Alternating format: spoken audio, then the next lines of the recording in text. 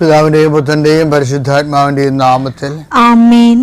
അമ്മേ പരിശുദ്ധമേ, അമ്മേ പരിശുദ്ധമേ, ദൈവമാതാവേ, കൃപാസനത്തിലൂടെ ഞങ്ങൾക്കും ഞങ്ങളുടെ ദേശത്തിനും അമ്മ മധ്യസ്ഥം തേടി തന്ന എല്ലാ അനുഗ്രഹങ്ങൾക്കും കൃപകൾക്കും ഞങ്ങളിപ്പോൾ ഹൃദയം നിറഞ്ഞ നന്ദി പറയുന്നു. അമ്മേ പരിശുദ്ധമേ, ദൈവമാതാവേ, 2004 ഡിസംബർ 7 ഉച്ചകഴിഞ്ഞ് 2:30 കൃപാസനത്തിൽ സംഭവിച്ച അമ്മയുടെ പ്രത്യക്ഷപ്പെടലിനെ കുറിച്ച് തിരുസഭയ്ക്ക് സമർപ്പിച്ചിരിക്കുന്ന പഠനരേഖകളുടെ മേൽ സഭാത്മകമായ പഠനം ആരംഭിക്കുവാൻ ഞങ്ങൾ പ്രാർത്ഥിക്കുന്നു.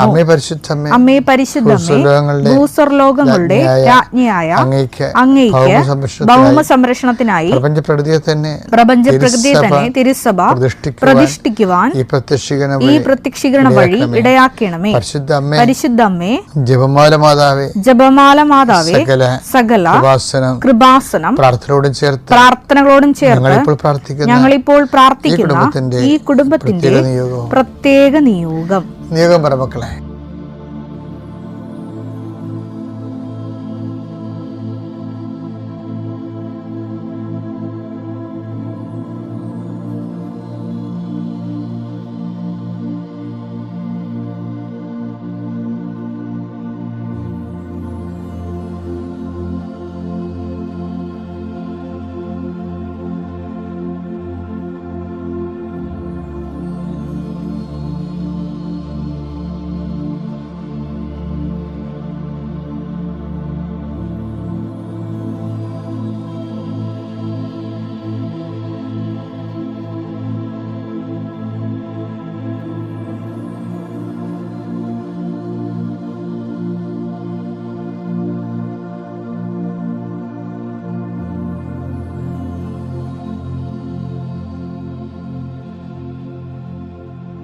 അമ്മയുടെ പ്രത്യക്ഷീകരണത്തിന്റെ ഈ അനുഗ്രഹവേളയിൽ ഞങ്ങൾക്ക് സാധിച്ചു തരുവാൻ കനിയണമേ. ആമേൻ. വിശ്വാസ പ്രമാണം. സർവശക്തനായ പിതാവും ആകാശത്തിന്റെയും ഭൂമിയുടെയും സൃഷ്ടാവുമായ ദൈവത്തിൽ ഞാൻ വിശ്വസിക്കുന്നു. അവിടുത്തെ ഏകപുത്രനും ഞങ്ങളുടെ കർത്താവുമായ ഈശോമിശിഹായിലും ഞാൻ വിശ്വസിക്കുന്നു.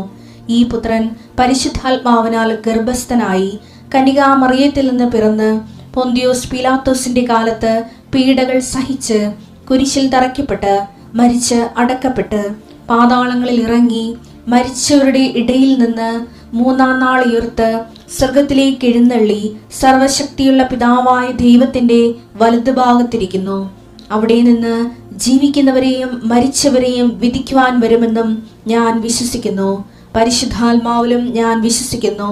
വിശുദ്ധ കത്തോലിക്കാ സഭയിലും പുണ്യവാന്മാരുടെ ഐക്യത്തിലും പാപങ്ങളുടെ മോചനത്തിലും ശരീരത്തിന്റെ ഉയർപ്പിലും നിത്യമായ ജീവിതത്തിലും ഞാൻ വിശ്വസിക്കുന്നു.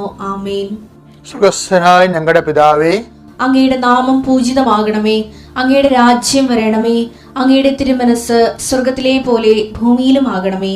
അന്നു വേണ്ടുന്ന ആഹാരം ഇന്ന് ഞങ്ങൾക്ക് തരണമേ. ഞങ്ങളോട് തെറ്റ് ചെയ്യുന്നവരോട് ഞങ്ങൾ ക്ഷമിക്കുന്നത് പോലെ ഞങ്ങളുടെ തെറ്റുകൾ ഞങ്ങളോടും ക്ഷമിക്കണമേ. ഞങ്ങളെ പ്രലോഭനത്തിൽ ഉൾപ്പെടുത്തരുതേ, തിന്മയിൽ ഞങ്ങൾ രക്ഷിക്കണമേ. ആമേൻ. നന്മ നിറഞ്ഞ മറിയമേ, സ്വസ്തി. കർത്താവ് അങ്ങയുടെ കൂടെ സ്ത്രീകളിൽ അങ്ങ് അനുഗ്രഹിക്കപ്പെട്ടവളാകുന്നു. അങ്ങയുടെ ഉദരത്തിൻ ഫലമായി ഈശോ അനുഗ്രഹിക്കപ്പെട്ടവനാകുന്നു.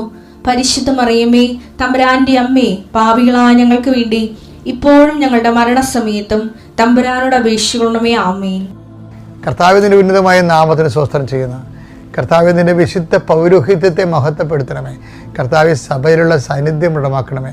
എൻ്റെ കർത്താവിൻ്റെ ഉന്നതമായ നാമത്തിൽ സഭയുടെ അധികാരത്തിൽ കുശടയാളത്തിൽ ദൈവശക്തിയാൽ ഞാൻ മക്കളെ ആശ്വസിച്ച് പ്രാർത്ഥിക്കും. ഇപ്പോൾ നീ എൻ്റെ മനസ്സിൽ തോന്നിക്കണത് വിവാഹത്തിന് വേണ്ടി മനസ്സമ്മതം നടത്താൻ പോകുന്നവരും അതുപോലെ തന്നെ വിവാഹത്തിൻ്റെ ആലോചനകൾക്ക് വേണ്ടി മക്കളുടെ ജീവിത പങ്കാളികൾക്ക് വേണ്ടി ഉഴറി നടക്കുന്നവരും അവരുടെ ഒരു പരിശ്രമങ്ങളെ എബ്രാഹത്തിൻ്റെ മകനെ അനിയുക്തയായ ഒരു ജീവിത പങ്കാളിയെ കണ്ടെത്താൻ വേണ്ടി നീ വൃത്തിനെ അയച്ചതുപോലെ കർത്താവെ ജീവിത പങ്കാളി അന്വേഷിക്കുന്നവർക്ക് യഥാകാലങ്ങളെ കണ്ടെത്താൻ വേണ്ടി എന്നെ കണ്ടെത്താൻ നീ ഇടയാക്കുമെന്ന് പറഞ്ഞതുപോലെ കർത്താവേ, ദൈവത്തെ കണ്ടെത്തുന്ന പോലെ ദൈവത്തിന് വേണ്ടി ജീവിക്കാൻ വേണ്ടി ആഗ്രഹിക്കുന്നവർ അവരന്വേഷിക്കുന്ന അന്വേഷിക്കുകയും കണ്ടെത്തുമെന്നാണ് നീ പറഞ്ഞല്ലേ കർത്താവ്. അവർക്കെല്ലാം കണ്ടെത്തലിൻ്റെ ആശീർവാദം നൽകണം പ്രാർത്ഥിക്കുന്നു. എൻ്റെ കർത്താവിൻ്റെ ഉന്നതമായ നാമത്തിൽ, സഭയുടെ അധികാരത്തിൽ, കുരിശിൻ്റെ അടയാളത്തിൽ ഏതെല്ലാം വിഷയങ്ങൾക്ക് വേണ്ടി ആരെല്ലാം പേടിക്കുന്നുണ്ടെങ്കിൽ ഈശോയെ അവരെ നീ ബ്ലോക്ക് ചെയ്യണമെന്ന് പ്രാർത്ഥിക്കുന്നു. കർത്താവേ, അങ്ങനെ വിശ്വസിക്കുന്നവർ ഒരു മനുഷ്യനെയും പേടിക്കരുത് ഈശോയെ. ആ രീതിയിൽ അവർക്ക് ആത്മവിശ്വാസവും ആന്തരിക ശക്തിയും നൽകണം പ്രാർത്ഥിക്കുന്ന ഈശോയെ. ഓരോരോ കാര്യങ്ങൾക്ക് വീട് വെക്കാൻ പോകുന്നവർ, സ്ഥലം വാങ്ങാൻ പോകുന്നവർ, പെണ്ണ് കാണാൻ പോകുന്നവർ, പുരുഷൻ്റെ മകളുടെ കെട്ടാനുള്ള ചെറുക്കൻ്റെ വീട്ടിൽ പോകുന്നവർ, അവിടെയൊക്കെ സംസാരങ്ങളിലൊക്കെ പലപ്പോഴും പെശകി വരികയും നല്ലത് നഷ്ടപ്പെടുകയും അവനെ പിശാചികർ പ്രവർത്തിക്കുകയും സാത്താനെ അവസരം കൊടുക്കുകയും സ്വന്തം കോയ്മകൾ പറയുകയും അതിൻ്റെ പേരിൽ തല്ലിപ്പിരികയും ഇങ്ങനെ ഉണ്ടാകുന്ന പിശാചിൻ്റെ അവസരങ്ങളെല്ലാം യേശുക്രിസ്തുവിന്റെ നാമത്തിൽ ബന്ധിക്കുന്നു. എൻ്റെ കർത്താവിൻ്റെ ഉന്നതമായ നാമത്തിൽ, സഭയുടെ അധികാരത്തിൽ അന്നു വേണ്ട ആഹാരത്തിനായി നിൻ്റെ എല്ലാ ഉദ്യമങ്ങളെയും കർത്താവിനെ ആശീർവദിക്കട്ടെ.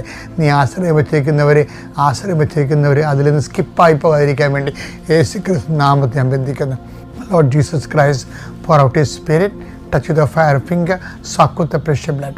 The authority of the Catholic Church, with the power of Jesus Christ, with the merit of the Holy Priesthood, I bless you. കർത്താവിൻ്റെ പ്രവർത്തികൾ നമ്മളെപ്പോഴും അറിയാം, not by merit but by grace എന്നല്ല നമ്മുടെ ഉടമ്പടിയുടെ മുഖ്യ ധാര. അതാണ് ഫോർമുല എന്ന് പറയുന്നത്, സൂത്രവാക്യം. നിൻ്റെ കഴിവല്ല, കർത്താവിൻ്റെ കൃപയെന്ന്. പക്ഷേ ഇത് മുഴുവനും, ബൈബിൾ മുഴുവനും ഇങ്ങനെ സ്പൈനൽ കോഡ് പോലെ കിടപ്പുണ്ട്. നട്ടിൻ്റെ അകത്ത് സ്പൈനൽ കോഡ് വന്ന പോലെ തന്നെയാണ് ഇത് കിടക്കുന്നത്. നോട്ടിൻ്റെ അകത്തുള്ള വാട്ടർമാർക്ക് പോലെ ഇത് ജലമുദ്ര പോലെ കിടപ്പുണ്ട്. എന്താണ്? കർത്താവിനെ കൂടി കക്ഷി ചേർക്കണമെന്ന്. അതെന്താണ്? പണിക്കാർ ഉപേക്ഷിച്ച് കളഞ്ഞാലും കർത്താവിൻ്റെ പ്രവൃത്തി മൂലം നിന്നെ വീണ്ടെടുക്കാൻ കഴിയും. അപ്പോൾ എന്താ ഞാൻ ഇങ്ങനെ പറയാൻ കാരണം എന്നറിയാമോ? ഈ ബൈബിൾ മൊത്തം ഡിസൈൻ ചെയ്തിരിക്കുന്നത് ആ രീതിയിലാണ്. ഇപ്പോൾ ഞാനൊരു കാര്യം പറയട്ടെ. സങ്കീർത്തനം 118:22 എടുത്തേ. പണിക്കാർ ഉപേക്ഷിച്ചു കളഞ്ഞ കല്ല് മൂലക്കല്ലായി തീർന്നു. ഇത് കർത്താവിന്റെ പ്രവൃത്തിയാണ്. ഇത് കർത്താവിൻ്റെ പ്രവൃത്തിയാണെന്ന് മനസ്സിലായില്ലേ? അപ്പം ഇതിപ്പോൾ പറയാൻ കാര്യം എന്താണെന്നറിയാമോ? ഈ പണിക്കാർ ചിലപ്പോൾ ചില ആൾക്കാർ ഈ നമ്മുടെ യോഗ്യത, നമുക്ക് അയോഗ്യതയുള്ളത് കാരണം, ഇപ്പം not by merit but by grace അല്ലേ ഉടമ്പടിയുടെ ആപ്തവാക്യം. നിൻ്റെ കഴിവ് കൊണ്ടല്ല, എൻ്റെ കൃപ കൊണ്ടെന്ന്. അപ്പോൾ ഈ പണിക്കാരെന്ന് പറയുന്ന സംഭവങ്ങളൊക്കെ നമ്മുടെ ബന്ധുക്കളാകാം, നമ്മളെ സഹായികളാകാം, നമ്മളെ സഹായിക്കുമെന്ന് നമ്മൾ ധരിക്കുന്നവരാകാം, നമ്മളോട് സഹായിക്കാൻ ബാധ്യതയുള്ളവരാകാം. അപ്പം ചില സമയത്ത് നമ്മൾ റിജക്റ്റ് ചെയ്യുന്ന കോളേജിലെ അഡ്മിഷനാകാം, ജോലി ഇൻ്റർവ്യൂവിന് പോകുന്ന പരാജയപ്പെടുന്ന അവസ്ഥയാകാം. പണിക്കാർ മുഴുവനും നമ്മുടെ ചുറ്റും പണിക്കാരാണ്. നമുക്ക് പണിവെക്കുന്നവരും നമ്മളെ തള്ളിക്കളയുന്നവരും എല്ലാം ബൈബിളിലെ പണിക്കാരാണ്. അപ്പോൾ പണിക്കാർ ഉപേക്ഷിച്ച് കളഞ്ഞതെന്ന് പറഞ്ഞുകൊണ്ട് ജീവിതം തീർന്നില്ല. മനസ്സിലായില്ലേ? അത് പണിക്കാർ മൊത്തം പണിക്കാരാണല്ല. അപ്പോൾ അതുകൊണ്ട് ഇവിടേക്ക് നമുക്കൊരു തട്ട് കിട്ടിയെന്ന് പറഞ്ഞുകൊണ്ട് നീ പോയി ആത്മഹത്യ ചെയ്യേണ്ട ആവശ്യമൊന്നുമില്ല, നീ വിഷമിക്കേണ്ട ആവശ്യമില്ല, നീ ജീവിതത്തിൽ എല്ലാവരും ഇങ്ങനെയാണ് ധരിക്കേണ്ട ആവശ്യമില്ല. കാര്യം എന്താണ്? പണിക്കാർ ഉപേക്ഷിച്ച് കളഞ്ഞ കല്ല് മൂലക്കല്ല എന്ന്. അതെന്താണ്? അത് not by merit but by grace, കർത്താവിൻ്റെ പ്രവൃത്തി. അത് വായിച്ച് ഇത് കർത്താവിൻ്റെ പ്രവൃത്തി. അതാണ് കാര്യം. എന്താണ്? പണിക്കാർ ഉപേക്ഷിച്ച് കളഞ്ഞ കാലം മൂലക്കല്ലാകണത് എന്തുകൊണ്ടാണ്? അത് not by merit but by grace ആണ്. അതാണ് ഇത് കർത്താവിൻ്റെ പ്രവൃത്തി. എൻ്റെ ദൈവപൈതലേ, എവിടെയെങ്കിലും നിനക്കൊരു തട്ടുകേടുണ്ടായാൽ അതിൻ്റെ അർത്ഥം ഇനി നീ മനുഷ്യരിലോ പൊന്നിലോ പാട്ടിലോ പറമ്പിലോ ഒന്നും ആശ്രയിക്കേണ്ട, കർത്താവിൽ തന്നെ ആശ്രയിക്കണം. എന്താണ്? നിൻ്റെ ഫോർമാറ്റ് ടോട്ടൽ ചേഞ്ച് ചെയ്ത് നീ ദൈവത്തിനെ അറിയാനും ദൈവത്തിനെ കൊണ്ട് ജീവിതം പുനഃക്രമീകരിക്കാൻ വേണ്ടിയാണ് ഈ തട്ടുകിടക്ക് ഉണ്ടാകുന്നത്. അല്ല നീ ഞാൻ ഇത്രയും കഴിവുണ്ടായിരുന്നു, ഞാൻ ഇത്രയും പഠിച്ചു, ഞാൻ ഇത്രയും എന്നേക്കാൾ കഴിവ് കുറഞ്ഞവർ കയറിപ്പോയി, ഇങ്ങനെ കുറേ ഇങ്ങനെ ഈ കഴുത പാട്ട് പാടുന്ന പോലെ പാട്ട് നടക്കേണ്ട ഒരു കാര്യമില്ല. മറിച്ച് എന്താ സംഭവിച്ചാൽ നീ പൂർണ്ണമായി ദൈവത്തിൻ്റെ കൈകളിലേക്ക് വരാൻ പോകുന്നു. ദൈവം എന്നെ ഏറ്റെടുക്കാൻ പോകുന്നു. അതുകൊണ്ടാണ് ഈ പണിക്കാരെ കൊണ്ട് ഉപേക്ഷിപ്പിക്കണത്. ഉപേക്ഷികളെന്നല്ലേ അവരോട് ഉപേക്ഷിക്കാൻ പറഞ്ഞിട്ടാണ് അവർ എന്താണ്, നീ ദൈവവേദനായതുകൊണ്ടാണ്. അതിനോട് ബന്ധപ്പെട്ട് വരുന്ന വചനമാണേ. അതായത് 127 ഒന്നെടുത്ത് സങ്കീർത്തനം. കർത്താവ് വീട് കർത്താവ് വീട് പണിയുന്നില്ലെങ്കിൽ പണിക്കാരുടെ അധ്വാനം വ്യർത്ഥമാണ്. അതാണ് നിങ്ങളുടെ മുഴുവനും നിങ്ങൾ വെള്ളം അടിക്കണതും ആത്മഹത്യ ചെയ്യാൻ പോണതും പണിക്കാരുടെ നിന്ന് പണി കിട്ടിയതല്ലേ. അവൻ ചതിച്ചു, ഇവൻ ചതിച്ചു, അവൻ വിസ തരാമെന്ന് പറഞ്ഞിട്ട് അവൻ തന്നില്ല, 8 ലക്ഷം പോയി, ഓൺലൈനിൽ ഞാൻ ഗാമ്പിൾ ചെയ്തു, കാശ് പോയി. ഇങ്ങനെ പണിക്കാർ നിങ്ങൾ ചതിക്കുമല്ലോ, അതിനകത്ത് സംശയമില്ല കാര്യങ്ങളില്ലേ. അപ്പം പണിക്കാരെപ്പോഴും പണി തരുമെന്നുള്ള ഉറപ്പാണ്. അപ്പം സങ്കീർത്തനം എന്താ പറയണത്? 127 പറഞ്ഞാൽ കർത്താവാണ് ഭവനം പണിയണത്. ഇപ്പം പണിക്കാർ ചതിക്കുന്നതിൻ്റെ കാര്യം എന്താണ്? കർത്താവാണ് ഭവനം പണിയേണ്ടതെന്ന് നിന്നെ ബോധ്യപ്പെടുത്തിക്കണം കർത്താവ്. അവിടെ നീ ആശ്രയിച്ചേക്കണം. 2 വചനം ഒന്നാണ് കേട്ടോ. അതായത് പണിക്കാർ ഉപേക്ഷിച്ച് കളഞ്ഞ കല്ല് ഭവനത്തിന് മൂലക്കല്ലാകണതും. അതുപോലെ അത് സങ്കീർത്തനം 118:22 കർത്താവ് ഭവനം പണിയുന്നില്ലെങ്കിൽ പണിക്കാരുടെ പണി വ്യർത്ഥമാണെന്നും.